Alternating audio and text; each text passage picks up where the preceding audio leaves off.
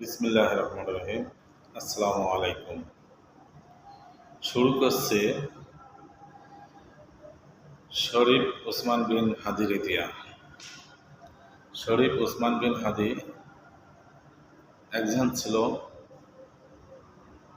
24 এবং 25।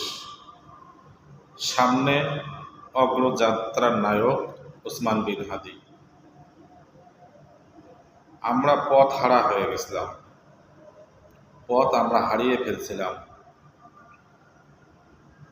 কোন পথে আমরা চলব সেই দিশা আমাদের ছিল না। সেই দিশার থেকে তোলানের একমাত্র অগ্রযাত্রার নায়ক শরীফ ওসমান বিন হাদি। সারা জীবন, হাজার বছর এই ওসমান বিন হাদিকে মানুষ স্মরণ করবে।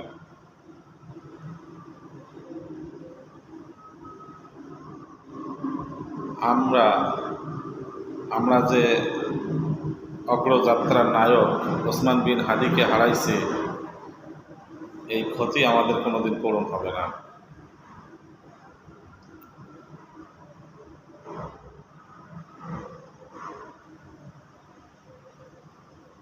তবে শরীফ ওসমান বিন হাদির দেখানো পথগুলা আমাদেরকে স্মরণ করতে হবে। বিএনপির মধ্যে কোনো নেতা ছিল না তারেক জিয়ার আদর্শ মানুষের সামনে নিয়ে আসে, মানুষকে পথ দেখাবে। তারা পথ হারা হয়ে গেছিল। বিএনপির কোনো নেতা ছিল না বেগম খালেদা জিয়ার আদর্শ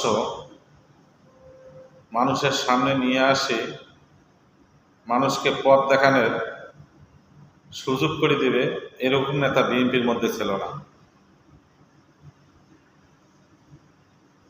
তারা ছিল ক্ষতিগ্রস্ত নেতা, পথ হারানো নেতা। একমাত্র ওসমান হাদি শহীদ প্রেসিডেন্ট জিয়াউর রহমানের নিয়ে জনগণের সামনে যেসব কথা বলছে, এই কথাগুলা এখনকার যে ইয়াং জেনারেশন এগুলা জানত না। বেগম খালেদা জিয়ার যে আদর্শ এখনকার জেনারেশন যে যারা জানছে, ছাত্র ছাত্রীরা, তারা কিন্তু এইসব জানত না। তারা হাদির মাধ্যমে জানছে। আমাদের শহীদ শরীফ ওসমান বিন হাদি সারা জীবন, হাজার বছর মানুষের মধ্যে জায়গা করে রাখবে।